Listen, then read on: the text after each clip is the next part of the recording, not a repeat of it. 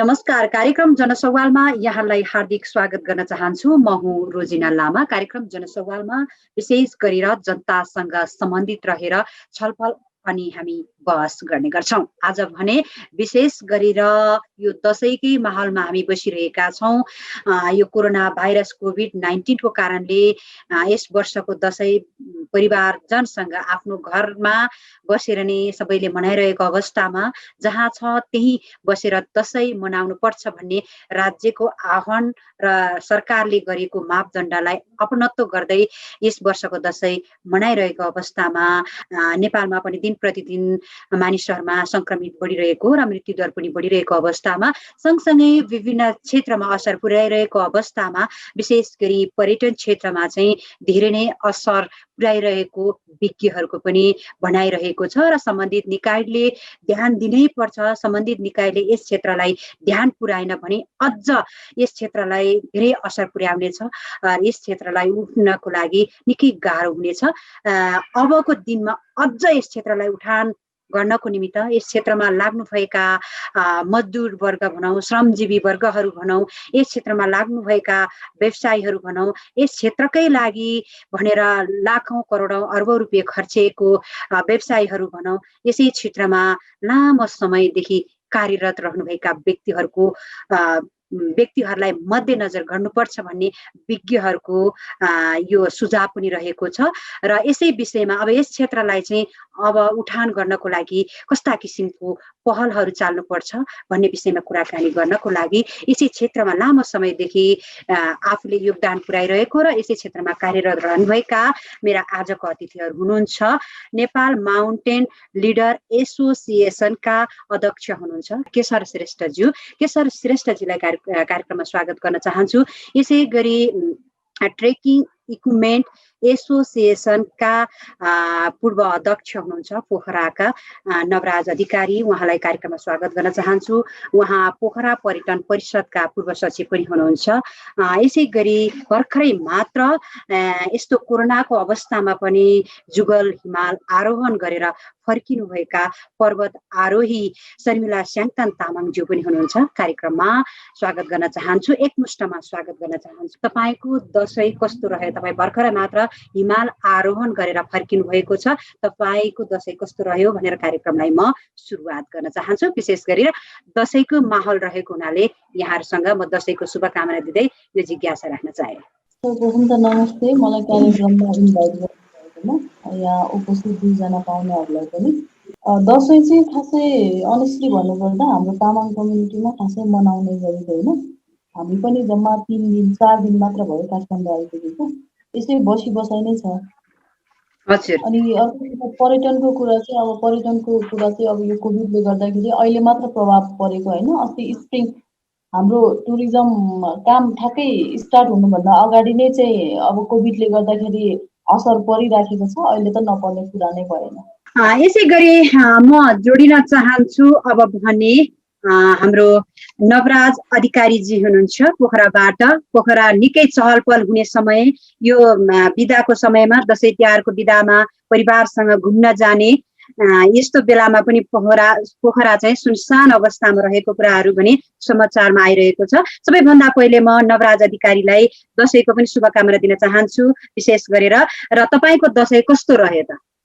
धन्यवाद रोजिनाजी, खुसी लाग्यो। दशैं चाहिँ अहिले त्यति उत्साहपूर्वक पनि रहेन र साह्रै नैराश्यजनक पनि भएन। यो मध्यम खालको दशैं हामीले मनायौं। जे परिस्थिति छ त्यसलाई हामीले सामना पनि गर्दै जानुपर्छ भन्ने हामीले मान्यता पनि राख्नुपर्छ। किनभने जीवनमा दुःख पनि आउँछ, दुःख भएन भने जीवन पनि हुँदैन।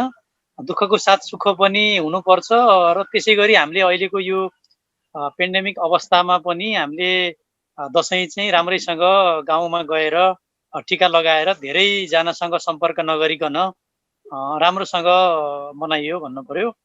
अब भने म जोडिन चाहन्छु केशर श्रेष्ठज्यूसँग। केशरजी, तपाईलाई पनि बडा दशैंको धेरै धेरै शुभकामना दिन चाहन्छु। र यहाँको दशैं कस्तो रह्यो?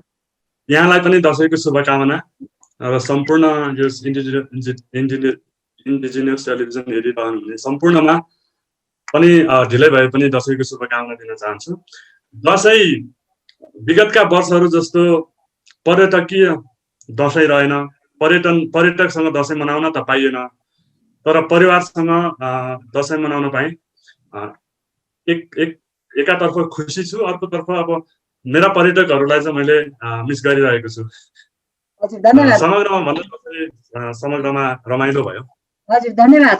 अब म शर्मिला स्याङतामज्यूसँग नै जोडिन चाहन्छु। शर्मिलाजी, तपाईँले बताउँदै हुनुहुन्थ्यो भर्खरै मात्र पर्वत आरोहण गरेर फर्केको जुगल हिमाल होइन, तपाईँ फर्किसक्नु भएको छ। यो कोभिडको कारणले एउटा देशमा तहस नहस भएको अवस्था र नेपालमा अहिले चाहिँ यो विभिन्न हिमालहरू आरोहण गर्नको लागि नेपालमा चारवटा ग्रुप चाहिँ नेपालमा आइसकेको, तर यो विभिन्न लकडाउनको कारणले अब सोलुखुम्बुको लाङटाङ लकडाउन र खुम्बु गाउँपालिका पनि लकडाउनकै कारणले गर्दाखेरि उहाँहरू रोकिएर बसेको अवस्थामा चाहिँ तपाईँ त आरोहण गरेर फर्किसक्नु भएको छ। तपाईँको जर्नी कस्तो रह्यो, हामीलाई छोटो अनि जानकारी गराइदिनुहोस् न। खासमा हामीले यो प्लानिङ एकदमै सर्ट पिरियडमा बनाएको, एकदमै छोटो समयमा। यो चाहिँ हामी चाहिँ अब अलिकति प्रकृतिसँग रम्ने मान्छे भएकोले केही साथीहरू चाहिँ हामी सेल्फ इम्प्रुभ गर्ने क्रममा चाहिँ नागार्जुन नेसनल पार्कतिर चाहिँ ट्रेनिङ गर्न गइरहँदाखेरि हामी नजिकै हिमाल जाउँ न त भन्ने खालको कुरा गऱ्यौँ। त्यही बेलामा चाहिँ नेपाल सरकारले पनि पर्मिट इस्यु चाहिँ खुल्यो नि त। अनि त्यसपछि हामी चाहिँ काठमाडौँबाट नजिकै रहेको ठाउँमा चाहिँ कहाँ जाने भन्ने विषयमा डिस्कस गऱ्यौँ। अनि त्यसपछि काठमाडौँबाट धेरै नजिक चाहिँ सिन्धुपाल्चोकको जुगल रहेछ भन्ने कुरा हामीले पत्ता लगाएर त्यहाँको लोकल गभर्मेन्टसँग कोअर्डिनेट गरेर चाहिँ हामीले चाहिँ लगभग 10 दिनमा चाहिँ हाम्रो कार्यक्रम सम्पन्न गरेको हो।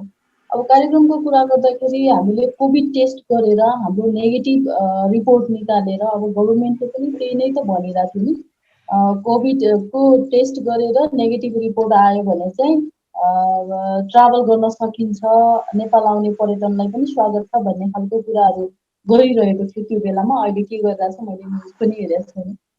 अनि यात्रा अलिकति नयाँ ठाउँ, रमाइलो पनि भयो, अलिकति फिजिकल्ली गाह्रो पनि भयो। अब लगभग 1 वर्षपछि चाहिँ हिमाल चढेको कारणले गर्दाखेरि लास्ट इयर सेप्टेम्बरदेखि चढेको थिएन। अनि अलिकति गाह्रो पनि भयो, रमाइलो पनि भयो। त्यहाँको अब हस्पिटालिटी, त्यहाँको लोकल गभर्मेन्टको हस्पिटालिटी होइन, वार्म वेलकम, त्योहरू देखेर चाहिँ एकदमै हामी पनि एकदम खुसी भयौँ। अब लङ टाइम पछि चाहिँ हामीले त्यो सेलिब्रेट गर्न पाउँदाखेरि होइन। अनि अब हामी 6 जना मध्येमा 5 जना चाहिँ सक्सेसफुली सब्मिट पनि गऱ्यौँ। नवराजज्यू, तपाईँलाई जानकारी गराइदिनुहोस्। तपाईँ पोखरामा हुनुहुन्छ।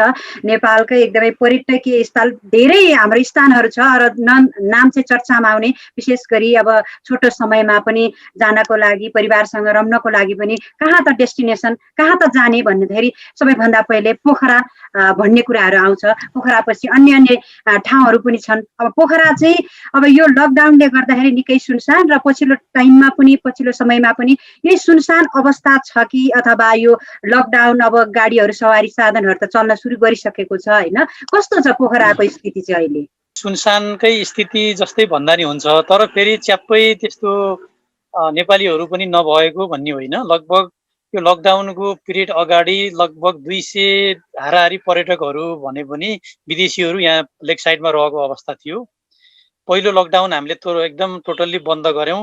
बन्द गरिसकेपछि खोल्ने बित्तिकै केही समय हामी उहाँहरूको 200 जना पर्यटक र स्थानीय जो सामानहरू किन्न नपाएको व्यक्तिहरू हुनुहुन्थ्यो, उहाँहरू पनि आएर अलिअलि लेक साइडमा थोरै फर्स्ट स्टेजमा सर्भाइभ हुने मौका पाइयो। र पर्यटनमा खास गरी होटेल रेस्टुरेन्टहरूमा त बढी नै, किनभने त्यहाँ चाहिँ टोटली बन्द भएको कारणले गर्दा पनि होटेल व्यवसाय र यो रेस्टुरेन्ट व्यवसाय अनि त्यसपछि विदेशी पर्यटकलाई नै टार्गेट गरेको व्यवसाय हुन्छ कतिपय अवस्थामा। त्यस्तो खालको व्यवसायलाई अहिलेसम्म पनि असर गरिरहेको छ र यसले अलि लामै समय असर पर्ला जस्तो लाग्छ। र अहिले झन् पछिल्लो चरणमा त अलिकति यो पिसिआर टेस्ट नगरिकन पोखरा जान नपाउने अथवा अर्को डेस्टिनेसन जान नपाउने अथवा रोक्दैछ भनेपछि पनि लगभग केही आन्तरिक पर्यटकहरू पनि आउनुभएको थियो, त्यसमा पनि पछिल्लो चरणमा आएर कमी आएको अवस्था छ। तर अहिले थोरै नेपाली भए पनि अलिकति थोरै मुभमेन्ट चाहिँ अहिले यो दसैँ पछि थोरै पर्यटन जस्तो यो अहिले मार्दी हिमाल ट्रेकिङ जाने अनि यो प्याराग्लाइडिङ गर्ने यो हिसाबमा चाहिँ जस्तो अहिले प्याराग्लाइडिङ एकदम सस्तोमा चाहिँ गरिराखेका छन्। यहाँ 3000 रुपियाँमा प्याराग्लाइडिङ गर्न पाइन्छ पोखरामा भने अहिले नेपालीहरूको एकदम घुइँचो। अहिले प्याराग्लाइडिङ आकाशमा हेर्ने भने मौसम पनि राम्रो छ, प्याराग्लाइडिङ भइरहेको पनि छ। त्यो हिसाबले गर्दा अब यसलाई धेरै कुराहरू अवलम्बन गर्यो भने त छ, तर साह्रै पर्यटन त अब सबभन्दा असर गरेको क्षेत्र नै यो पर्यटन क्षेत्रै हो रोजिनाजी।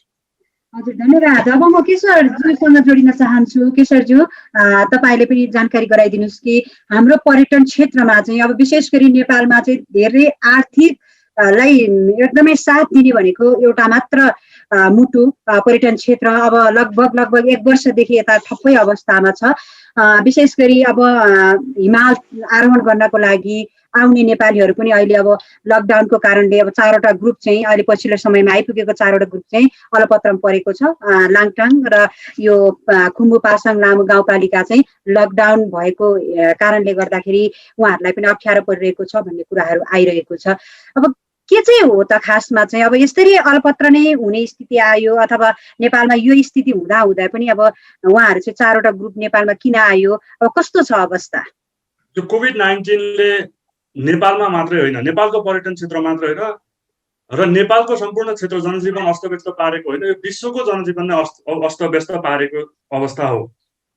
अब कोभिडको सुरुवातदेखि अहिलेसम्मको परिदृश्यलाई हेर्ने हो भने पहिलो चरणको एउटा लहर बिस्तारै सेलाउन खोज्दै फेरि अहिले चाहिँ युरोपबाट चाहिँ फेरि दोस्रो लहर चाहिँ अलिक बढी सुरु भइरहेको भन्ने अवस्था आइरहेको छ। जस्तो मैले भर्खरै आज बिहान मात्रै मैले न्युजमा सुनेको थिएँ, स्पेनमा चाहिँ अब फेरि पूर्ण देशमा लकडाउन नै हुने स्थितिसम्म आइरहेको अवस्था छ। यसलाई मैले किन व्याकरणको रूपमा भनिरहेको छु भने अब यो विश्व महाशक्तिहरू, मसँग पैसा छ, मसँग टेक्नोलोजी छ, मसँग जे पनि गर्न सक्ने क्षमता छ, 1 मिनटभित्र म विश्व ध्वस्त बनाउँछु, मसँग विश्वमा नभएका दुर्लभ मनस्थिति अथवा पावर भएका अथवा दिमाग भएका मानिसहरू पनि छन् भन्नाले म जे पनि गर्न सक्छु, जे पनि आविष्कार गर्न सक्छु भन्ने राष्ट्रहरू, देशहरू, युरोप अमेरिकाहरू जस्तो राष्ट्रहरूमा त यो कोरोना भाइरसले एकदमै अस्तव्यस्त बनाएको स्थिति छ भने नेपाललाई त डेफिनेटली यसले अस्तव्यस्त बनाउने नै हो। मलाई त लाग्छ कि हामीले जति सोचेका छौँ त्यति अस्तव्यस्त त बनाइरहेको छैन। अहिले त्यसका व्यवस्थापकीय पाटोहरूले अलिकति काम गर्यो या भगवान भरोसाबाट अलिकति त्यस्तो अस्तव्यस्त भएन, त्यो फरक बाटो रह्यो। तर नेपाललाई त यसै पनि अस्तव्यस्त बनाउने नै स्थिति थियो। त्यो अवस्था आउन सक्छ अझै पनि। अब यो अवस्थामा नै फेरि पनि पैसा कमाउने अथवा अलिकति मनोरञ्जन गर्ने उद्देश्यले मात्रै पूर्व सावधानीहरू नअपनाइकन यस्ता किसिमका व्यवधानहरू आउँछ आइपर्छ भनेर त्यसलाई दूरदर्शी तरिकाले चाहिँ योजना नबनाइकन पर्यटकहरूलाई चाहिँ भित्र्याउँदाखेरि चाहिँ यसको परिणाम हो। अवश्य पनि यहाँले भन्नुभएको जस्तो केही पर्यटकहरू आउने प्रयास जमर्को गरेकै हुन् र आइपुगेका हुन्। उनीहरूलाई अहिले हाम्रो यो कोभिड-19 को कारणले गर्दाखेरि अनि त्यसलाई चाहिँ त्यसबाट जोगिनको लागि स्थानीय सरकार, केन्द्रीय सरकारहरूबाट र सम्बन्धित निकायहरूबाट त्यसबाट जोगिनको लागि अपनाइने उपायहरूको असरमा चाहिँ केही पर्यटकहरू परेको स्थिति छ। त्यो बिल्कुल पनि मलाई चाहिँ लाग्छ यो योजनाको अलिकति कमी भएको हो। त्यसलाई अहिले नै बरु उनीहरूलाई तयारी अवस्थामा राख्ने अथवा अलिकति व्यवस्थित भइसकेपछि लिएर आउने, त्यो कुराहरूलाई चाहिँ अब नसोचिकन सरकारले अथवा स्थानीय सरकारले जसुकै होस् खोल्यो भन्ने बित्तिकै पर्यटक भित्रै हाल्दाखेरिको परिणाम हो। जस्तो एउटा ग्रुपले त सक्सेस गरेर गएको छ। जस्तो एउटा देशको राजकुमारले चाहिँ लबुचो हिमाल र लाङटाङ सोलुखुम्बुको लबुचो हिमाल र चाहिँ गोर्खाको मनासलु हिमाल त उनीहरूले त समिट गरेर गएको हुन्। अब अपवाद, त्यसलाई चाहिँ अपवादको रूपमा लिनुपर्छ कि पूर्ण सावधानीका साथ उहाँहरूले चाहिँ सब्मिट गरेर जानुभयो। तर मलाई त शङ्का छ कि उहाँहरूलाई कोभिडले छुँदैन त, या उहाँहरू चाहिँ पूर्ण सुरक्षित आफ्नो देश जानुभएको हो त? अब यसलाई हामीले पत्याउने आधार त हो भन्ने छ, किनभने नेपाल आइपुग्दाखेरि पनि उहाँहरूले स्याब टेस्ट चाहिँ गर्नुभएको र उहाँहरूको आफ्नो देशमा जाँदा पनि टेस्ट गर्नुभएको होला। तर त्यो एउटा हाम्रो सौभाग्य हो, नेपालको इतिहासमा कम्तीमा एउटा भए पनि पर्यटन गतिविधि देखाउन पाइने त्यो आधार रह्यो। होइन भने यो पूर्व सावधानीहरू नअपनाइकनको यो योजनाले पर्यटकहरू लिएर आउँदाखेरि चाहिँ यहाँ चाहिँ केही पर्यटकहरू चाहिँ अलपत्र पर्नु परेको अवस्था छ। हजुर, धन्यवाद तपाईँको जानकारी र महत्त्वपूर्ण भनाइको लागि। म शर्मिलासँग जोडिन चाहन्छु। शर्मिलाजी, तपाईँले 10 दिनमा चाहिँ अब पर्वत आरोहण गर्नुभयो, सफलतापूर्वक तपाईँ फर्किसक्नु भएको छ। तपाईँहरूले कोअर्डिनेट चाहिँ अब सिन्धुपाल्चोक जिल्लामा गर्नुभयो अनि सिन्धुपाल्चोकबाट चाहिँ हामी सहज तरिकाले गयौँ भनेर। अब तपाईँहरूलाई चाहिँ त्यहाँ मापदण्ड थिएन, अब त्यहाँ पुग्दाखेरि अब कोरोना टेस्ट गर्नुपर्ने, अनि तपाईँसँग जानुभएका अब गाइडहरू हुनसक्छ, तपाईँका सपोर्टर हुनसक्छ होइन, अब तपाईँलाई चाहिँ यो कुरामा चाहिँ के अप्ठ्यारोहरू परेन? खासमा हाम्रो चाहिँ 24 घन्टाभित्रको हामी जति पनि गएको छ त्यतिजनाको चाहिँ रिपोर्ट चाहिँ नेगेटिभ थियो। ग्रुपमा कतिजना हुनुहुन्थ्यो तपाईँहरूको? हामी खासमा 6 जना गएको यहाँबाट, अनि गाउँपालिकाबाट 2 जना गरेर 7-8 जना भइहाल्यो। अनि उता त्योभन्दा माथि चाहिँ गाउँतिरकै पोर्टरहरू 2-4 जनाहरू गरेर गएको। यसमा चाहिँ हामी यहाँ काठमाडौँबाट जति पनि गएको छ तिनीहरूको चाहिँ 24 घन्टाभित्रको हाम्रो रिपोर्ट थियो, नेगेटिभ रिपोर्ट। एउटा पाटो त्यो भयो।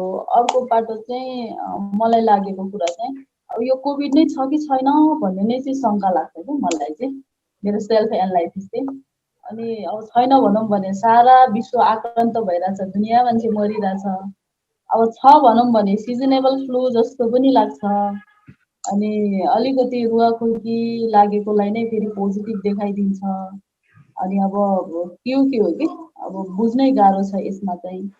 अनि हामी खासमा यहाँबाट जानुको रिजन पनि त्यही हो, नेपाल चाहिँ अलिकति नेपाल सरकारले व्यवस्थापन राम्रो गरिदियो भने चाहिँ माउन्टेनियरिङ र टुरिज्ममा चाहिँ स्किल सेफ छ भन्ने खालको मेसेज फ्लो गर्न गएको। हामी 10 दिन पछाडि ब्याक हुँदाखेरि अझ धेरै नर्मल हुन्छ कि अझ राम्रो हुन्छ कि भन्ने सोचेको थियो हामीले। अब ब्याक हुँदाखेरि झन्झन थपेको, लकडाउन गरेको अवस्थाहरू होइन, त्योहरू देख्दाखेरि चाहिँ अलिकति हुन्छ नि मनै खिन्न लाग्यो।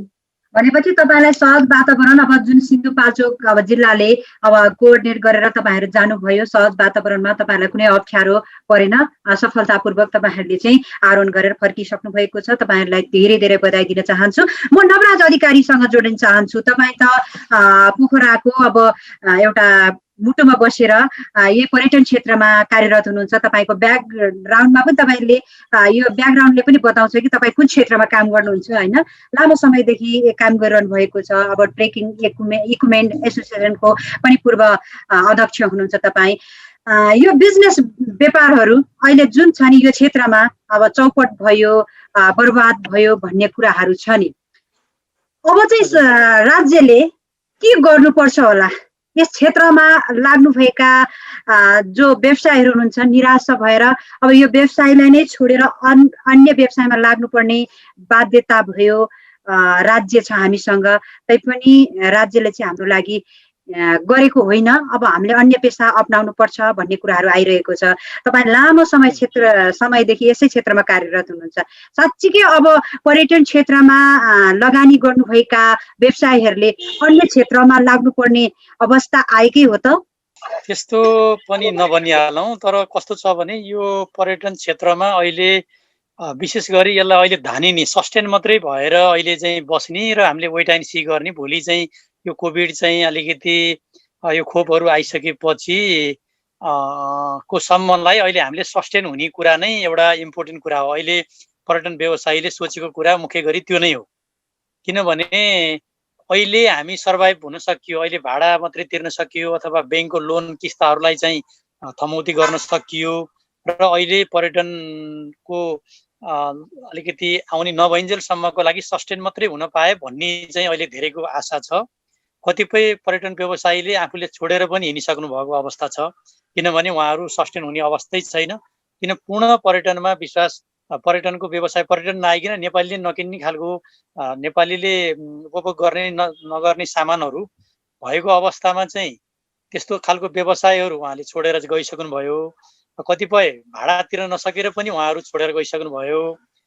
अब यो अवस्थामा चाहिँ धेरै कुराहरू राज्यले पनि, जस्तो यो लोनको कुरा, सफ्ट लोनहरू दिने, त्यसपछि कतिपय लोन चाहिँ मिना गर्ने, अनि त्यसपछि घरबेटीसँग जुन यो घर बहालको कुरा छ त्यसलाई चाहिँ नि मिलाइदिने जस्ता खालका कामहरू अझै पनि त्यसलाई राम्रो तरिकाले गरेको चाहिँ देखिँदैन। तर यहाँको हामी आफै पर्यटन व्यवसायीहरू नै मिलेर घरबेटीसँग सहकार्य गरेर धेरै ठाउँमा लगभग मिनिमम 50% चाहिँ भाडा अहिले घर भाडा घटेको अवस्था छ। त्यही पनि भयो भने पनि अब कतिपय अवस्थामा त जस्तो मेरै व्यवसाय भन्नुहुन्छ भने हाम्रै यो प्रकृतिको व्यवसाय हो भने नेपालीले पनि चल्छ। जस्तो नेपालीहरू पनि अहिले चाहिँ इन्टरनल टुरिज्म भनेको एकदम सस्टेनेबल टुरिज्म रहेछ। हामीले चाहिँ बुझेको कुराकानी अनुसार इन्टरनल टुरिज्मलाई पनि हामीले चाहिँ यसलाई व्यवस्थित गर्न सकियो। एउटा प्रोटोकल, एउटा चाहिँ स्वास्थ्यको प्रोटोकल त चाहिँ हामीले बनाउनु पर्यो। के कुराहरूलाई ख्याल गर्ने भएर यसलाई चाहिँ तुरुन्तै बन्द नगर्ने र यसलाई विभिन्न सुरक्षाका नियमहरू अवलम्बन गरेर यसलाई हामीले टुरिज्मलाई चाहिँ आन्तरिक पर्यटनलाई चाहिँ सस्टेन गराइयो भने हामी सस्टेन हुन सकिन्छ। जस्तो प्याराग्लाइडिङको मैले अघि नै भने, प्याराग्लाइडिङ पनि अहिले एकदम कम रेटमा चाहिँ 3000 रुपियाँमा प्याराग्लाइडिङ गर्न पाउनुहुन्छ। त्यसमा भिडियो पाउनुहुन्छ, फोटो पाउनुहुन्छ। अब लानी ल्याउने सबै ट्रान्सपोर्ट सहित, पाइलट सहितको भनेको त्यो राम्रो हो। त्यस्तो खालको प्याकेजहरू अरूले पनि ल्याउनु पर्यो। जस्तो अहिले यो हाम्रो पर्यटनको यो ट्रेकिङ इक्विपमेन्ट सपहरूको पनि कुरा गर्नुहुन्छ भने अहिले हामीले धेरै सस्तोमा, धेरै कस्ट प्राइसमा, कोही त कस्ट भन्दा पनि तलको मूल्यमा हामीले सामानहरू बिक्री गरेका छौँ र नेपालीहरू आएर किन्ने अवस्था छ। अब लगभग जाडोको समय आएको छ। जाडोको समयमा पनि नेपालीहरूले आएर ज्याकेटहरू खरिद गर्ने लगायतको अरू रेस्टुरेन्टहरूमा पनि अलिकति सावधानीपूर्वक अपनाएर रेस्टुरेन्टहरूमा पनि व्यवसाय गर्ने, होटेलहरूमा पनि बिस्तारै नेपालीहरू आएर, आन्तरिक पर्यटकहरू आएर बस्ने कुराहरूले गर्दाखेरि आन्तरिक पर्यटकले भए पनि अरू बाह्य पर्यटक नआइन्जेलसम्मलाई सस्टेन मात्रै गर्नको लागि केही न केही आफूले ब्याकअप गरेको पैसा कसैसित छ भने त्योबाट पनि पूर्ति हुने किसिमले अगाडि बढ्न सकिन्छ। र अर्को चाहिँ हामीले पाठ सिकेको के छ भने यो पर्यटन क्षेत्रमा मात्रै लगानी गर्न हुँदो रहेछ। अलिकति चाहिँ लगानी यता गर्यो भने अर्को लोकल एरियामा पनि आफ्नो केही लगानी गर्नु पर्दो रहेछ। अनि त्यसपछि अर्को ब्याकअप पनि हामीले राख्नु पर्दो रहेछ। कतिपय ठुल्ठुलो होटेलहरू अब होइन धेरै करोडौँ लगानी, करोडौँ लोनमा चाहिँ अब पर्यटन आइरहन्छ भन्ने हिसाबले जुन लगानी गर्नुभयो त्यो पनि अलिकति विचार गरेर गर्नु पर्दो रहेछ। हामी त अब ब्याकअपमै चल्न, प्रत्येक कुरा हामीलाई जस्तो ब्याकअप अब नाकाबन्दीको अवस्थामा होस्, होइन हाम्रो भूकम्पको अवस्थामा होस्, अन्य विपदको अवस्थामा होस्, जुनसुकै विपदको अवस्थामा पनि अब हाम्रो ब्याकअप चाहिँ चाहिँदो रहेछ भन्ने कुरो पनि हामीले पाठ सिकियो। योबाट चाहिँ ठुलै पाठ सिकेका छौँ। अब कुराहरू धेरै छ, अरू फेरि सवालमा फेरि जवाब दिउँला। ओके सरजी, तपाईँ लामो समयदेखि यसै क्षेत्रमा काम गरिरहनु भएको छ। नेपाल माउन्टेन लिडर एसोसिएसनका चाहिँ अध्यक्ष हुनुहुन्छ।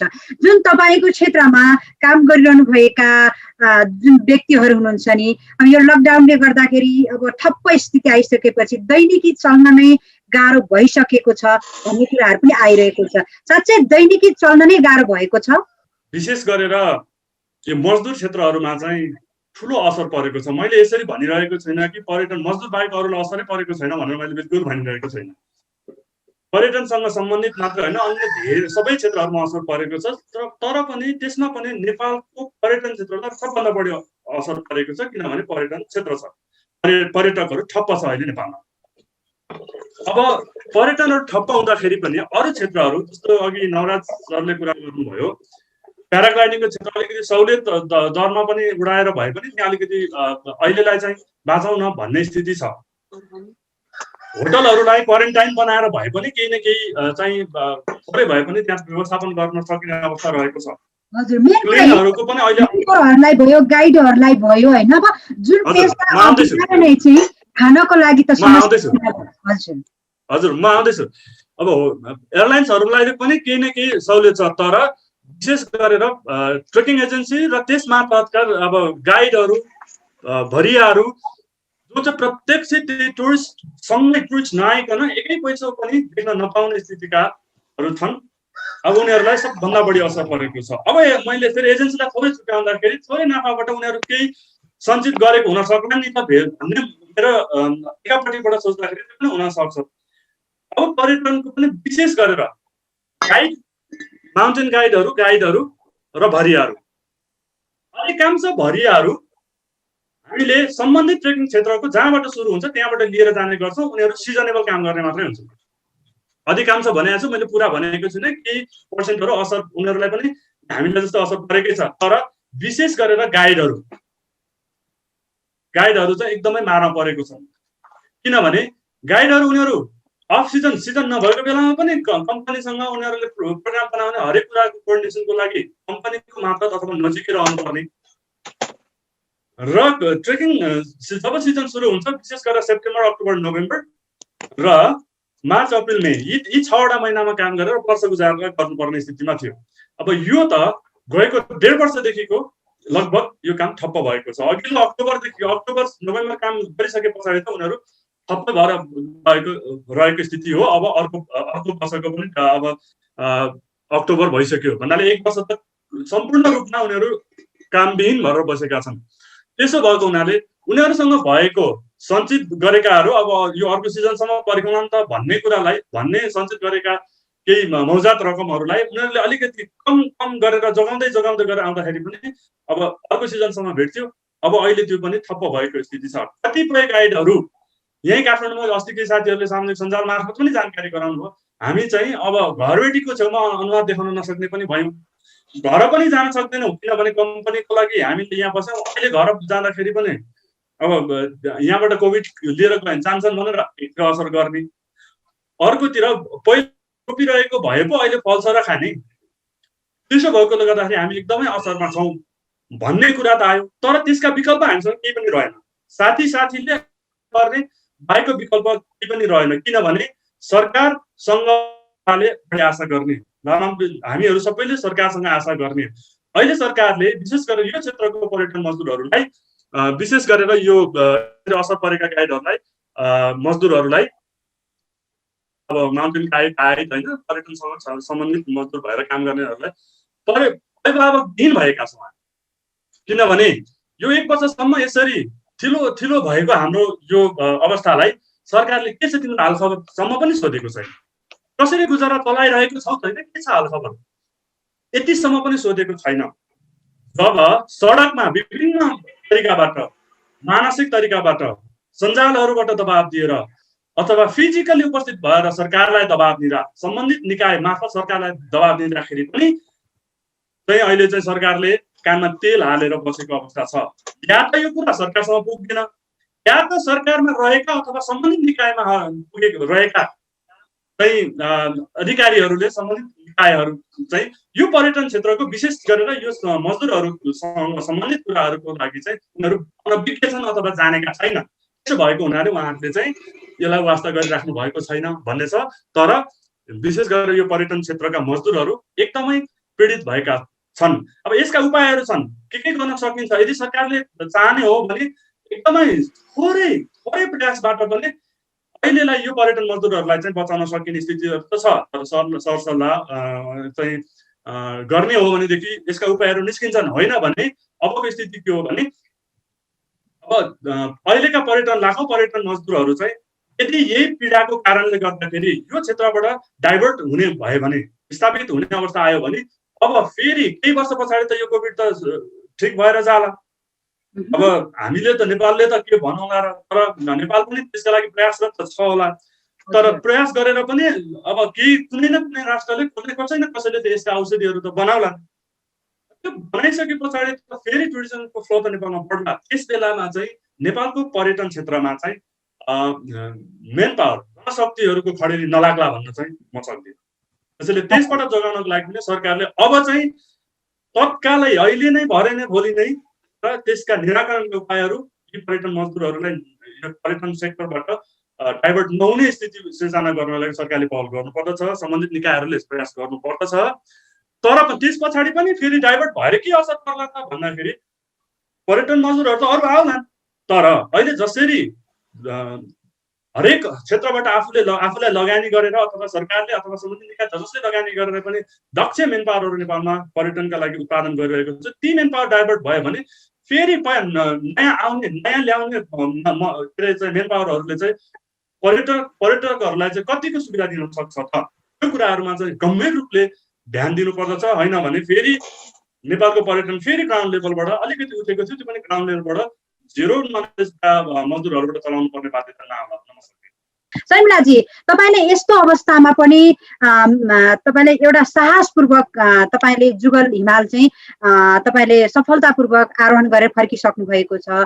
यो अवस्थामा आर्थिक पनि समस्या भइरहेको छ, किनभने चलायमान रहे पो त आर्थिक आउन सकिन्छ। अब समस्याहरू भइरहेको छ, विभिन्न सेक्टरहरूले अब तलबहरू दिन सक्ने अवस्था पनि छैन भन्ने कुराहरू पनि आइरहेको छ। कति बेतलबी विधामा बस्नुपर्ने अवस्थामा पनि तपाईँ अब हिमाल चाहिँ आरोहण गरेर फर्केर आउनुभयो, केही आर्थिक कुराहरू पनि आयो। सम्बन्धित निकायले सम्बन्धित क्षेत्रले तपाईँले केही सहयोग गर्नुभयो? यस्तो अवस्थामा पनि तपाईँले साहस गरेर अब चाहिँ म हिमाल चढेर आउँछु, नेपालमा चाहिँ बिस्तारै बिस्तारै अब पर्यटन क्षेत्रमा चाहिँ अन्य व्यक्तिहरूको पनि ध्यान जाओस्, अब यो सकारात्मक सन्देश जाओस् भनेर तपाईँले प्रयास गर्नुभयो होइन? तपाईँलाई के सहयोग पायो यो अवस्थामा? यसमा चाहिँ खासमा हाम्रो चाहिँ यो आयोजना चाहिँ गाउँपालिकाले गरेको हो, जुगल गाउँपालिकाले। जुगल गाउँपालिकाले चाहिँ हाम्रो पर्मिट अनि इन्सुरेन्स, पोर्टर, ट्रान्सपोर्टेसन अनि गाउँमा जति पनि क्याम्प हुन्छ त्यहाँसम्म चाहिँ लजिस्टिक चाहिँ गाउँपालिकाले जिम्मा लिएको थियो, गाउँपालिकाको सहयोगमा। अर्को चाहिँ अब हाम्रो व्यवस्थापन पक्षमा चाहिँ सोल हिमालय हुनुहुन्छ, सार्की शेर्पाजी आइसक्नु भएको छ त्यो ग्रुपमा। उहाँको कम्पनीले सोल हिमालयन ट्रेक एन्ड टुर्सले चाहिँ त्यहाँबाट चाहिँ अब हाम्रो कोभिड टेस्टको, कोभिड इन्सुरेन्स होइन, अनि त्यसपछि अब हाम्रो क्लोथिङको कुरा गर्दाखेरि ज्याकेटहरू स्पोन्सर गर्नुभएको थियो। अलिकति सहज भयो हामीलाई। अब बाँकी कुरा चाहिँ हाइकोर्टको कुरा चाहिँ हामीले थोरै साथी कलेक्सन गरेर चाहिँ अब समुदायको लागि, देशको लागि, अब काठमाडौँसँगै जोडेको जिल्ला पर्यटन विकासको लागि चाहिँ हामीले पनि सानो एउटा रोल खेलौँ न, अलिकति पोजिटिभ भाइब दिउँ न भन्ने हिसाबले चाहिँ हामीले गएर सक्सेस गरेर आएको। हजुर, तपाईँको अन्य अब हिमाल आरोहण गर्ने केही प्लानिङहरू छ यही समयमा? हजुर, खासमा मेरो अस्ति स्प्रिङमा अन्नपूर्ण वान थियो, त्यो चाहिँ मेरो क्यान्सल भयो यही कोभिडले गर्दाखेरि। मेरो 14 पीको प्रोजेक्ट छ, विश्वभरि रहेको 8,000 मिटरभन्दा माथिका 14 हिमाल चाहिँ आरोहण गरेर चाहिँ एउटा कीर्तिमानी राख्ने, देशमा चाहिँ अब पर्यटन विकासमा, पर्यटन प्रवर्धनमा चाहिँ आफ्नो एक खालको रोल खेल्ने भन्ने मेरो एक खालको प्लानिङ छ। अहिले 8,000 मिटर मध्ये मेरो 2टा हिमाल सकिसकेको छ, माउन्ट मनास्ट्रो र माउन्ट एभरेस्ट, बाँकी 12वटा छ। यो नर्मल हुने बित्तिकै अलिकति मेरो वर्कआउट स्पिडमा जान्छ होला। नवराजी, धेरै कुराहरू आइसकेको छ, यो पनि जानकारी गराइदिनुहोस् जसले यो पर्यटन क्षेत्रमा ठुलो सपना देखेर लगानी गरेको। अब यो कतिपय कुराहरू, यो महामारी भयो, अब दुर्घटनाहरू भयो, बाजा बजाएर निम्तो दिएर पक्कै पनि आउँदैन होइन, यो अब आकाशमा आउने कुरा हो, तर एक दिन यसको पक्कै पनि अन्त्य हुन्छ। यो अन्त्य हुन्छ, यसको निराकरण हुन्छ। यो जहाँ जुन यो विगतका समयमा यस्ता महामारी नआएको होइन, आएकै हो, तर अन्त्य हुन्छ। जसले लगानी गरिरहनु भएका व्यक्तिहरूको अब एउटा सटर भाडाकै कुरा, अब काठमाडौँको ठमेल क्षेत्रको कुराकानी गर्ने हो भने सटर भाडा नै निकै महँगो छ होइन। अब अन्य ठाउँको पनि छ, काठमाडौँको एउटा उदाहरण मात्र मैले दिएँ। भनेपछि यो क्षेत्रमा लगानी गरेर अब जस्तै भेहिकल सङ्घहरूले लाखौँको करोडौँको रुपियाँ खर्च गरेर भेहिकलहरू अब किनेर अब तयारीको रूपमा बस्ने, अब सँगसँगै 2020 चाहिँ पर्यटन वर्ष भनेर नेपालमा एकदमै प्रचार भएको अवस्थामा आज शून्य अवस्थामा झरेको छ। यस बखतमा चाहिँ अब हाम्रो राज्यले, अब राज्यको 3टा तह छ, स्थानीय तह, संघीय तह, प्रदेश तह, 3वटा तह छ होइन। यो 3वटा तहले चाहिँ अब जुन क्षेत्रमा लाखौँ रुपियाँ, करोडौँ रुपियाँ खर्चिएको छ, अब लामो समयदेखि जीवन पनि त्यसै क्षेत्रमा व्यतीत गरिरहनुभएका व्यक्तिहरू आज निराश भएको अवस्थामा राज्यले के गर्दा चाहिँ हामी पर्यटन क्षेत्रमा अझ पनि बस्न सक्छौँ होला त? एकदम राम्रो क्वेसन गर्नुभयो। यो अहिलेको यो मुख्य क्वेसनै यो जस्तो लाग्छ, किनभने राज्यले अहिले गर्नुपर्ने भनेको अब यो सधैँ बन्द गरेर होइन, अघि हाम्रो शर्मिला तामाङ लामाजीले नि भन्नुभयो, अब यो कोभिड-19 भनेको अब के हो जस्तो के, अब हामी प्रुफै त केही दिन सक्दैनौँ। अब हेर्दा अब एकदम महामारीको रूपबाट नै आइरहेको छ। मृत्युदर हेऱ्यो भने यस्तो साह्रै पनि छैन। अब यो बढी यसको प्रचारबाजी बढी अनि यो अलिकति अब यसको नेगेटिभ पार्टहरू बढी भनेपछि मान्छेले डराउने, त्रास गराउने, त्यसलाई लाइहाल्यो भने मान्छे आत्तिने, त्यसपछि फेरि आत्तिएरै मान्छे चाहिँ त्यसको बढी लगभग कोरोना लायो र त्यसपछि मान्छेलाई लायो भन्ने उसलाई थाहा भयो भने 75% मान्छेलाई यो खस्ने भन्छ नि पहिला, ऊ चाहिँ आत्तिने के, बढी आत्तिएरै त्यहाँबाट धेरै हतोत्साही भएरै ऊ चाहिँ मृत्यु हुने, बढी रोगले च्याप्ने यो खालको चाहिँ प्रवृत्ति छ। यो खालेमा हामीले मिडियाकर्मीहरूले यसलाई चाहिँ अलिकति पोजिटिभ तरिकाले प्रस्तुत गर्नुपर्छ र यसलाई फेरि हामीले यो केही पनि होइन, हामी यसबाट सतर्कै हुन हुँदैन भनेर पनि हामीले ठुक्का लाएर भन्न सक्दैनौँ। र अब यो स्थितिमा कुनै पनि व्यवसायलाई हामीले ठ्याप्पै बन्द गर्नु हुँदैन। अब राज्यले के गर्नु पर्यो भने सहजीकरण गरिदिनु पर्यो। अब के कुरा ट्रेनिङ दिनु पर्यो, हाम्रो जस्तो स्थानीय तहले, राज्यले, विभिन्न राष्ट्रिय निकायहरूले विभिन्न खालका ट्रेनिङ पर्यटन व्यवसायीहरूलाई यस्तो खालको ट्रेनिङ दिनु पर्यो कि उहाँहरू सुरक्षित रहेर पनि यो व्यवसाय सञ्चालन गर्न खालका ट्रेनिङहरू दिनु पर्यो। उहाँहरूले त्यस्तो ज्ञान सिपहरू दिनु पर्यो र अब यो क्षेत्रमा जाँदाखेरि हामी सुरक्षित छौँ है, अब यो भेकलमा चढ्दा पनि हामी सुरक्षित छौँ, अब किनभने यहाँ सुरक्षाको सम्पूर्ण नीतिहरू अवलम्बन गरिएको छ। जाने मान्छेलाई पनि तपाईँहरू ढुक्क हुनुहोस् भन्ने खालको व्यवसायीहरू पनि त्यसमा लागि पर्नु पर्यो। राज्यले पनि अब टुरिज्म बोर्ड छ, टुरिज्म बोर्डले अहिले विशेष गरी यसमा ध्यान दिनु पर्यो। टुरिज्म बोर्डले विभिन्न खालका ट्रेनिङहरू दिने र होटेलमा होस्, रेस्टुरेन्टमा होस्, अरू यस्तो पसलहरूमा होस्, त्यसलाई चाहिँ ट्रेनिङहरू दिने, त्यसको राज्यले अथवा कुनै एउटा निकायले त्यसलाई चाहिँ मोनिटरिङ पनि गर्ने, कस्तो भइरहेको छ भनेर मोनिटरिङ पनि गर्ने र यो ठिक छ, अब यो सुरक्षित तरिकाले तपाईँहरू चाहिँ ट्राभल गर्न सक्नुहुन्छ, ट्रेकिङ गर्न सक्नुहुन्छ भनेर एटलिस्ट हामीले नेपाली इन्टरनल टुरिज्मलाई मात्रै पनि हामीले चाहिँ यसलाई सस्टेन गराउन सकियो अथवा चाहिँ यसलाई प्रमोसन गर्न सकियो भने हामी चाहिँ केही न केही रूपबाट यहाँको भेकलहरू पनि, यहाँको ट्रेकिङको एरिया होस्, यहाँको होटेल होस्, रेस्टुरेन्ट होस्, ट्रेकिङ इक्विपमेन्ट व्यवसाय होस्, गार्मेन्ट होस्, यहाँको अरू व्यवसाय पनि समग्रमा हाम्रो इन्टरनल टुरिज्मले नै अहिले हामीले चाहिँ धान्ने मुख्य बनाउनु पर्छ र विदेशबाट पनि अब लगभग कतिपय देशमा त खुला गरेको अवस्था छ, विभिन्न टेस्ट गरेर धेरै लामो समय पनि बस्न नपर्ने भन्ने यसलाई चाहिँ बिस्तारै बढाउँदै जाने, जस्तो थाइल्यान्ड, अनि त्यसपछि यो थाइल्यान्डमा बढी इन्टरनल टुरिज्मलाई अहिले बढी जोड दिएको अवस्था छ। यहाँ विभिन्न प्याकेजहरू दिएर, जस्तो मैले प्याराग्लाइडिङको अघि नै कुरा गरेँ, होटेलले पनि त्यस्तै खालको अहिले सस्तोमै यहाँ होटेलहरू उपलब्ध छ। इक्विपमेन्टको कुरा गर्नुहुन्छ भने धेरै सस्तोमा उपलब्ध छ, गार्मेन्टको कुराहरू धेरै सस्तोमा उपलब्ध छ, रेस्टुरेन्टमै पनि अहिले एकदम डिस्काउन्टेड मेन्युहरू छ। त्यो भएर अहिले एक त पर्यटन क्षेत्र लेक साइड अथवा थमेल होस्, कतिपय अवस्थामा यहाँ महँगो छ भन्ने जुन सोचाइ छ, त्यसलाई पनि मैले पहिलेबाट विगतमा जो यहाँ र सामानहरू किन्नुहुन्छ उहाँहरूले किनिसकेको मान्छेलाई मात्रै थाहा छ कि यहाँ चाहिँ सस्तोमा सामान पाइँदो रहेछ, यहाँको चाहिँ क्वालिटी सामान पाइँदो रहेछ भन्ने थाहा भएरै हामीले चाहिँ हामी धानिएको। इन्टरनल टुरिज्म नेपालीहरू आएर नकिन्ने भने हामी यो सटर बन्द गरेर हिँड्ने अवस्था हुन्थ्यो। त्यो भएर अहिलेको राज्य विभिन्न निकायहरूले यहाँको आन्तरिक पर्यटनलाई विभिन्न यो स्वास्थ्यको नीति अवलम्बन गर्दै विभिन्न ट्रेनिङहरू दिँदै यसलाई चाहिँ सुचारू गर्नुपर्छ, यसलाई बन्द गर्नु हुँदैन होइन, जथाभावी खोल्न त दिन हुँदैन, त्यो कुरा त म पनि त्यसमा सहमत छु। तर बन्दै गरेर अब हामी अगाडि बढ्न सक्दैनौँ, सस्टेन हुन सक्दैनौँ। यो कोभिडको रोग भन्दा पनि हामीले बन्द गरियो भने त्योभन्दा जटिल रोग, मानसिक रोग, मान्छेलाई चाहिँ एउटा चाहिँ नि कस्तो भइरहेछ भने अहिले डिप्रेसनमा मान्छेहरू धेरै गइरहेको छ, आत्महत्या गरिरहेको छ।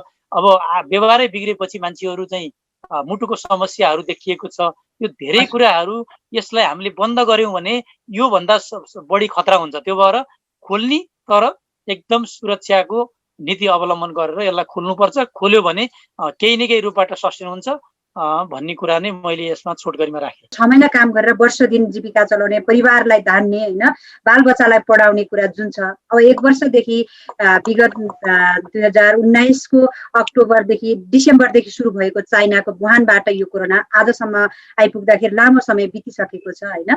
अब राज्यले चाहिँ अब तपाईहरूको अब एज फ्याक्टरले पनि मानिसलाई फरक पार्छ, किनभने हामी जुन क्षेत्रमा काम गरिरहेका हुन्छौँ त्यस क्षेत्रको ज्ञान हुन्छ। अन्य क्षेत्रमा लाग्छु है भन्दा पनि यो समयमा चाहिँ यो जागिर बेतलबी बस्नुपर्ने अवस्थामा, तलब दिन नसक्ने अवस्थामा चाहिँ हामीले अब अन्य क्षेत्रमा पनि हात हाल्न सक्ने सम्भावना पनि छैन।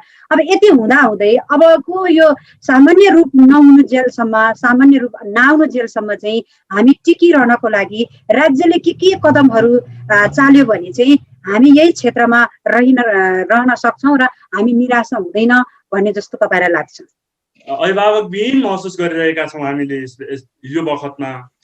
तर पनि फेरि एउटा बच्चाले आफ्नो बाबुआमासँग चाहिँ आशा गर्न छोड्दैन। त्यस्तै हामीले राज्यसँग अहिले पनि केही आशा त गरिरहेकै छौँ। जस्तो हामीले आशा गरेको राज्यसँग के हो भने अब राहतका कार्यक्रमहरू केही सरकारले व्यवस्था गरिदिनु पर्यो। मैले 2 तरिकाबाट राहतको कार्यक्रमहरू तत्काल उपलब्ध गराउनु पर्ने राहत र दीर्घकालीन उपलब्ध गराउनु पर्ने राहत सरकारले छुट्याउनु पर्छ। अब तत्काल उपलब्ध गराउनको लागि चाहिँ उसको चुलै बनेको छैन भने चुला बाल्नको लागि अहिले बाँच्नु पर्यो नि। भोलि त अब दीर्घकालीन राहत लिनकै लागि पनि अहिले त बाँच्नु पर्यो। त्यो अहिले बचाउनको लागि केही तत्काल उपलब्ध हुने राहतहरूको व्यवस्था गरिदिनुपर्छ सरकारले। र थोरै दीर्घकालीन बनाउँदाखेरि तत्काललाई आजको चुलो मैले बालिदिएको छु, सरकारले बालिदिएको छ, तर दैनिक बालिदिन हामी सक्दैनौँ। त्यसैले तिमी हामीले दिएको केही सहुलियत रकमबाट, सहुलियत ब्याज दरमा तिमीले जब फेरि पर्यटनको फ्लो बढ्छ त्यसबेला तिमीले कमाएर सरकारको ऋण तिर्नुपर्छ।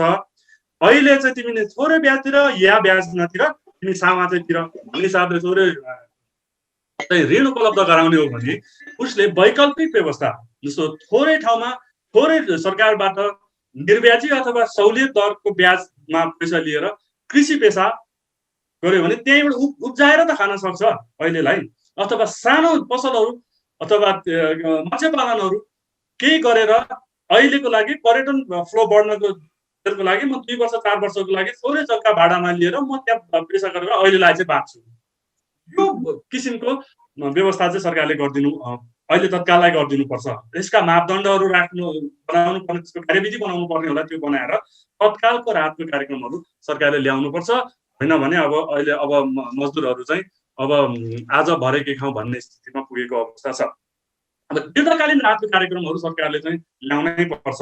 त्यसमा चाहिँ धेरै गर्न सकिन्छ। त्यसमा चाहिँ जसले चाहिँ फेरि अहिले पर्यटन अहिलेका यो मजदुरहरू यो के अरे पीडित वर्गहरूलाई कोभिडले विशेष गरेर पर्यटन क्षेत्रको यसरी प्रताडित भएको वर्गलाई मात्रै फाइदा गर्दैन, समग्र नेपालको पर्यटनलाई नै माथि उकास्नको लागि ठुलो सहयोग गर्दछ। यो दीर्घकालीन मैले प्रस्ताव गरेका केही दीर्घकालीन राहतको कार्यक्रमहरूमा चाहिँ जस्तै अहिले तत्कालको लागि अघि गरिएको कुरा गरिसकेपछि अब पर्यटन क्षेत्रमा चाहिँ सरसफाइको कार्यक्रम गर्ने र त्यसलाई चाहिँ जस्तो मजदुरहरूले अहिलेका यी वर्गहरूले चाहिँ पूर्ण तलब जुन पर्यटक घुमाउँदैखेरिको पाउने तलब नपाए भने त्यसका 50% अथवा 75% तलब मात्रै दिने, थोरै तलब चाहिँ दिन्छु तर तिमीहरू बाँच्नको लागि चाहिँ सहज गराइदिन्छु भनेर त्यस्ता नयाँ पर्यटकीय गन्तव्यहरू खोज्ने, पुरानै गन्तव्यहरूलाई पनि व्यवस्थित गर्ने, सरसफाइ गर्ने, हिमालहरूको चाहिँ सरसफाइ गर्ने।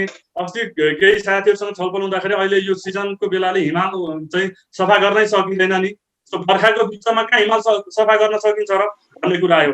त्यस बेला मलाई हिमाल सफा गर्न सकिन्छ भनेर हामीले प्लान गर्न सकेको भए यो सेप्टेम्बर अक्टोबर नोभेम्बर सफा गर्ने समयमा त सफा गर्न सकिन्थ्यो नि। तर त्यस बेला प्लान गर्न नसकेकोले गर्दा अहिले समयमा पनि गर्न सकिन। त्यसैले अब प्लान सुरु गर्नै पर्छ।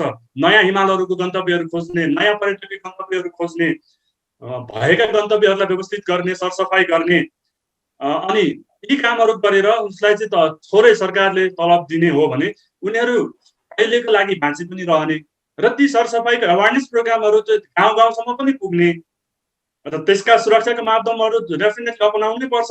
र त्यसमा पनि कस्तो हुन्छ भने यहाँ काठमाडौँ अथवा सम्बन्धित कहाँबाट चाहिँ हामी ग्रुपिङ गरेर जाने हो, कतिजनाको ग्रुप जाने हो, त्यो गरिसकेपछि उनीहरूको परीक्षण गरेर नेगेटिभ भएका मानिसहरूको मात्रै ग्रुप जाने र त्यो ग्रुपलाई चाहिँ क्याम्पिङको व्यवस्था गरेर जाने, अरू जनसमुदायहरूसँग पनि प्रत्यक्ष चाहिँ भेटघाट नहुने किसिमले आफ्नै ग्रुप मात्रै सरसफाइमा जाने र त्यो सरसफाइ गरेर फर्किने हो भने त्यसले चाहिँ यो कोभिडलाई अर्को अन्य मान्छेसँग सार्न पनि नसार्ने र सँगसँगै काम पनि हुने तरिकाले गर्न सकिन्छ। अघि नवराजजीले उठाउनु भएको जस्तो विभिन्न तालिमहरू सञ्चालन गर्न सकिन्छ। अहिलेलाई परीक्षण गर्ने र नेगेटिभ भएकाहरूलाई चाहिँ त तालिममा लान सकियो नि, हिमालमा त त्यहाँ उब्जेको कोभिडमा हुँदैन, मानिसले लाने हो र त्यही ग्रुपलाई मात्रै सम्बन्धित यहीँनिर परीक्षण गरेर निश्चित समय चाहिँ आफ्नै घरमा क्वारेन्टिनमा बसेर अनि त्यो निगरानी राखेर अनि त्यस पछाडि उनीहरूको ग्रुपलाई चाहिँ तालिममा लाने हो भनेदेखि त त्यो ग्रुपले त सक्सेसफुल्ली तालिमहरू सञ्चालन गरेर कम्प्लिट गरेर आउन सक्छ। त्यस्तै गरेर अब फिजिकल तालिमहरू त्यो सबैलाई गर्न सकिएन भने भर्चुअलबाटै पनि केही तालिमहरू त सञ्चालन गर्न सकिन्छ। अब अनलाइनबाट चाहिँ तालिमहरू सञ्चालन गर्न सकिन्छ। यसरी अब यो सबै सरकारले एउटा व्यवस्था गरेर अनि सम्बन्धित चाहिँ निकायहरूलाई जिम्मा दिन सकिन्छ। अब केही नै भएन भने पनि अहिले त नेपाल सरकारसँग अथवा सम्बन्धित निकायहरूसँग त यी मजदुरहरूको डेटा नै नभएको स्थिति छ। हामीलाई त्यो शङ्का लाग्छ, नेपाल सरकारसँग मेरो यति पर्यटन मजदुर चाहिँ पूर्णकालीन काम गर्ने, यति पर्यटन मजदुर चाहिँ आंशिक काम गर्ने, यति सङ्ख्यामा गाइड छन्, यति सङ्ख्यामा चाहिँ भारी बोक्नेहरू छन्, भरियाहरू छन्, यति सङ्ख्यामा यो छ भनेर त डेटै छैन। कम्तीमा अब सम्बन्धित निकायहरू जो चाहिँ यी मजदुरहरूलाई सञ्चालन गर्छ, चलाउँछ उसको सिजनमा, उनीहरूलाई प्रयोग गरेर यसको डेटा मात्रै सञ्चालन गरेर राखियो भने पनि त्यो योजनाहरू सञ्चालन गर्न सजिलो होला नि। यतिसम्म पनि काम गर्न सकिएको छैन अहिले। यो कामहरू चाहिँ गर्न चाहिँ थाल्नु पर्दछ भन्ने मलाई लाग्दछ। अब सँगसँगै फेरि मैले यसलाई बिर्सनै हुँदैन, पर्यटन मजदुरहरूलाई अहिले हामीले चाहिँ एकदमै जोरदार रूपमा चाहिँ हामीले उठाउन थालिएको चाहिँ अब यहीँबाट अहिले नै सुरु गरिएन भने पछि अन्तिममा आयो भने त्यो हुँदैन रहेछ भने हामीले महसुस गरेको चाहिँ सामाजिक सुरक्षा कोषहरू चाहिँ एक्टिभली एप्लाई गरिदिनु पर्यो हाम्रो यो पर्यटन मजदुरहरूको लागि। अहिले मजदुर कल्याणकारी कोषहरू चाहिँ सञ्चालन गरिदिनु पर्यो। यसका मजदुर कल्याणकारी कोषहरूमा पनि अहिले व्यवस्था भएकाहरू छन् भने त्यसमा थप गर्ने, अलिकति बढी सुविधा दिन सक्ने के छ त्यो गरिदिनु पर्यो।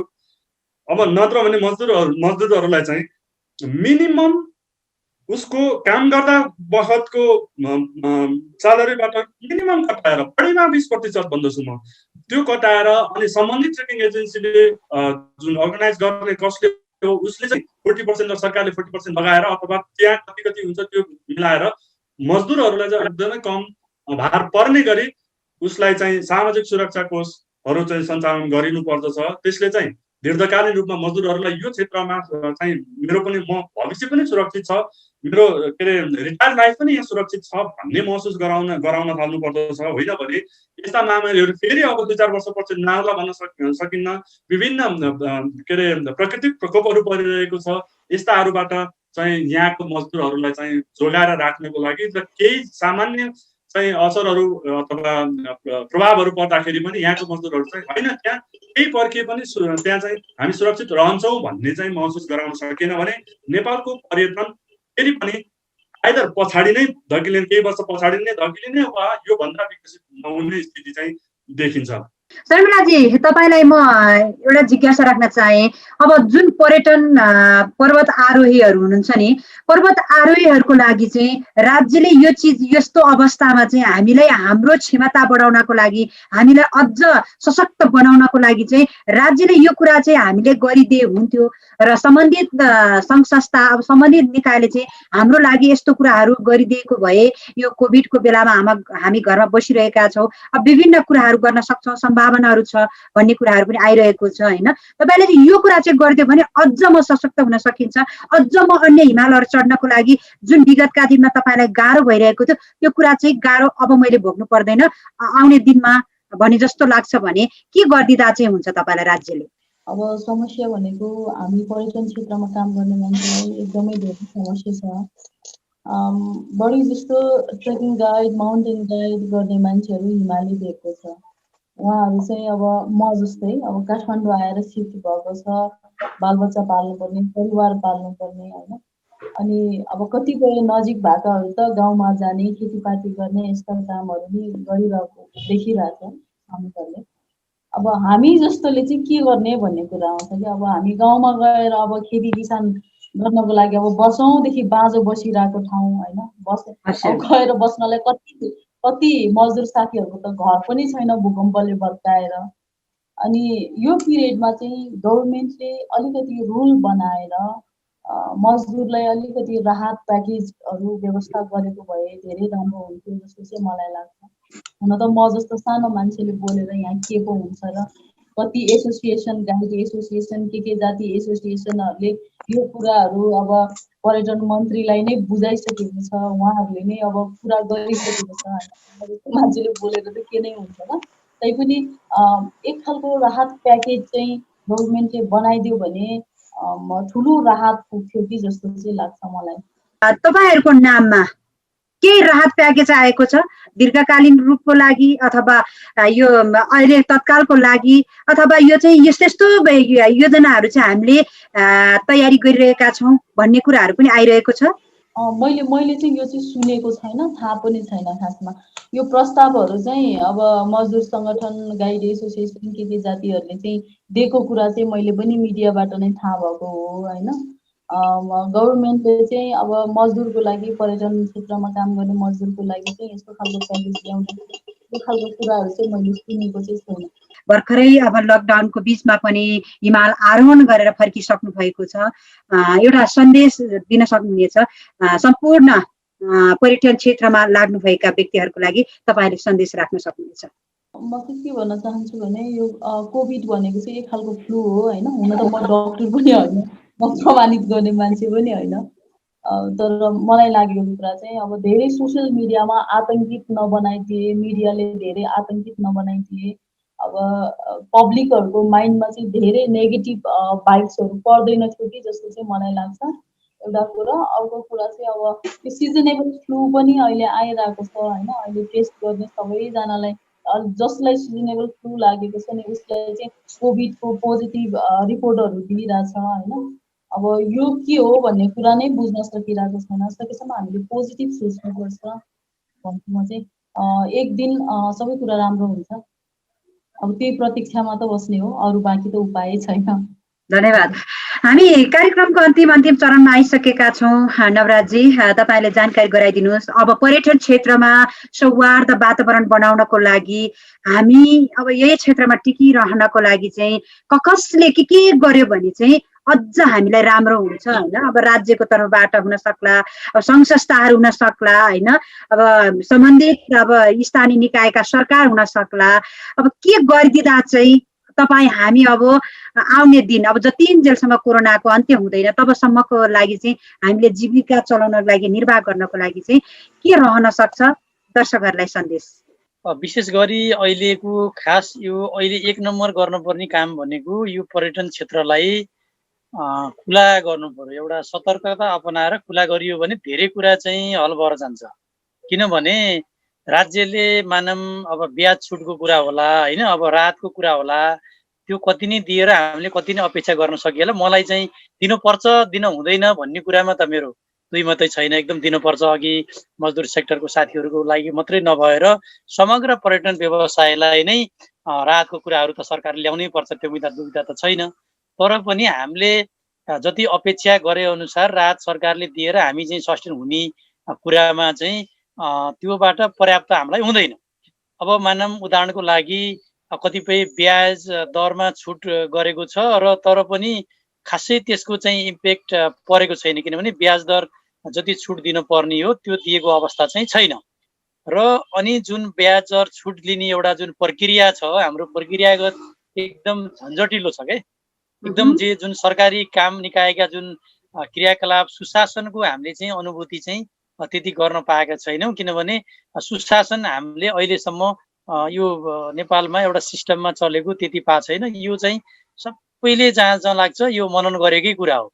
हामी सरकारी कार्यालयमा जाउँ, यति झन्झटिलो छ है, अब त्यो वाक्क लाएर आउँछ, अब के भन्ने होइन। अब कम्प्लेन मात्रै नेगेटिभ कुरा धेरै नगर्ने त भन्छ, तर अब त्यो एकदम भन्नै पर्ने एउटा बाध्यता भएर चाहिँ मैले भने हो। प्याकेजको शीर्षक हेर्ने भने यति धेरै प्याकेजहरू छन्। अब पर्यटन क्षेत्रलाई यो आयो, अन्य क्षेत्रलाई यो आयो, विद्यार्थीलाई यो आयो, त्यहाँ, तर लाभान्वित भएको व्यक्तिहरूको आवाज चाहिँ आजसम्म सुन्न पाएको छैन। सुन्न पाएको छैन त, एकदम सही कुरा गर्नुभयो। अब मानौँ यो ब्याज दरको कुरा पनि अब त्यो जुन तरिकाले जुन हुनुपर्ने हो त्यो चाहिँ अलि सम्बन्धित उसमा चाहिँ त्यो लागू भएको अवस्था छैन, किनभने त्यो आवश्यक हो। राहतका विषयवस्तु पनि एकदम आवश्यक हुन्। र अब इभन घर भाडाको सवालमा पनि सहजीकरण गरिदिए होइन राज्यले। जस्तो मानौँ स्थानीय सरकार छ, अब वडा कार्यालय छ, पर्यटन के भन्छ नगरपालिका छ, अनि त्यसपछि आएर यो स्थानीय तहहरू विभिन्न छन्। उहाँहरूले चाहिँ एउटा सहजीकरण यस्तो भाडा छ भने कम्तीमा यति मिनिमम यदि गर्नै पर्ने यो क्षेत्रमा भन्ने खालको कुरा एकदम आधिकारिक कुरै आउँदैन के। अब हामी नै आफै पहल गर्नुपर्ने अवस्था, हामीले आफैसँग घरबेटीसँग कुरा गर्नुपर्ने, यहाँकै सङ्घ संस्थाहरू लाग्न पर्ने अवस्था छ। त्यो लाग्न त हामी लागेकै छौँ, लाग्न पनि पर्छ। राज्यबाट मात्रै अब हामीले अपेक्षा गरेर मात्रै नै हुँदैन, हामी पनि आफै लाग्न पर्ने छ। र पर्यटन व्यवसायीहरू एक भएर यस्ता कुराहरू राज्यबाट बरु हामीले कसरी हुन्छ उहाँहरूलाई झकझकाइराख्ने चाहिँ हाम्रो पनि दायित्व हो। र सकभर हामीले झकझक्याएर उहाँहरूसँग कति बेनिफिट लिन सक्छौँ भन्ने कुरा लिनुपर्ने हाम्रो पनि एउटा के भन्छ कर्तव्य हो। र राज्यबाट मैले अघि नै भने अब ट्रेनिङहरू दिने र यसलाई चाहिँ खुलाउने, यसलाई चलायमान बनाउने, यो पर्यटनलाई चाहिँ चलायमान बनाउने, आन्तरिक पर्यटन, बाह्य पर्यटनलाई पनि राम्रो जो अलिकति जुन देशहरूमा चाहिँ यसको इफेक्ट अलिक कम छ त्यो देशहरूको मान्छेलाई चाहिँ नि लिएर आएर हामीले चाहिँ पर्यटनलाई सस्टेन गरियो भने अहिले चाहिँ हाम्रो यो पर्यटन चाहिँ सस्टेन हुन सकिन्छ भन्ने कुराहरू मलाई लाग्छ। र इन्टरनल टुरिज्मलाई अहिले मुख्य फोकस गर्नको लागि विभिन्न प्याकेजहरू ल्याउनको लागि यहाँको चाहिँ पर्यटन व्यवसायीसँग यहाँको राज्यले इन्टरेक्सन गर्ने, त्यसपछि एउटा छलफल गर्दै निष्कर्ष निकाल्दै जाने र विभिन्न कार्यक्रमहरू ल्याउने। अब हामी फेरि बसिराख्नुपर्छ, इन्टरेक्सन उहाँहरूसँग गरिराख्नुपर्छ र पर्यटन व्यवसायी पनि उहाँहरूलाई झकझकाइराख्ने, राज्यले पनि यहाँको समस्या के छ, तपाईँहरूलाई के गरिदियो भने तपाईँहरूलाई सहज हुन्छ भन्ने खालको राज्यले पनि आएर एउटा चाहिँ सम्बन्धित अब जस्तो पर्यटन परिषद छ, परिषद मार्फत यहाँहरूले गरिदिनु भयो भने पक्कै पनि केही न केही सस्टेन हुन चाहिँ सकिन्छ जस्तो लाग्छ। केशरजी यो जानकारी गराइदिनुहोस्, राज्यले विभिन्न योजनाहरू आएको छ स्किम रूपमा होइन, विभिन्न यो गरिरहेका छौँ, हामीले यो तयारी गरिरहेका छौँ, अहिले यो बाध्यता भएर हामीले यो गर्न सकिरहेका छैनौँ, हामी विशेष गरी फोकस भने स्वास्थ्यमा हामीले दिइरहेका छौँ भनेर विभिन्न कुरा स्किमहरू पनि ल्याइरहेको छ नि। अब जुन जुन स्किमहरू हाम्रो हातमा आइपुगेको पनि छैन, आइपुगेको भए सायद यति धेरै रुई कराई पनि हुँदैन होला होइन, किनभने धेरै गाह्रो भएको आवाजहरू हामीले सुनिरहेका छौँ। यस बखतमा यो लकडाउनको अवस्थामा पनि धरना आन्दोलन विभिन्न कार्यक्रमहरू पनि अब यो मजदुरहरूले श्रमजीवी वर्गले गरिरहेको अवस्थामा अब राज्यले चाहिँ यो कुरा चाहिँ अब गर्नै पर्छ, यो नगरी हुँदैन, यो जनता राज्यसँग आशा गरिरहेको छ, यो हुनै पर्छ जस्तो चाहिँ तपाईँलाई के लाग्छ? अन्तिममा सन्देश छोड्न सक्नुहुनेछ। मैले अघि पनि भने राज्यले चाहिँ आफ्नो यो क्षेत्रका पर्यटन क्षेत्रका मेन पावरहरू पनि हाम्रो आफ्नो हो भनेर सोचिदिनुपर्छ। म अभिभावकको जिम्मेवारीमा उपस्थित हुनुपर्छ भनेर चाहिँ राज्य लाग्दिनुपर्छ। मुख्य कुरा यही नै हो। त्यस पछाडि तिमीले यो गर अनि म राज्यको तर्फबाट यो गर्छु, हाम्रो प्रब्लम यसरी सल्भ गर्नुपर्छ भनेर राज्यले सरसल्लाह गरेर त्यो अनुसारको व्यवस्था गर्नुपर्छ।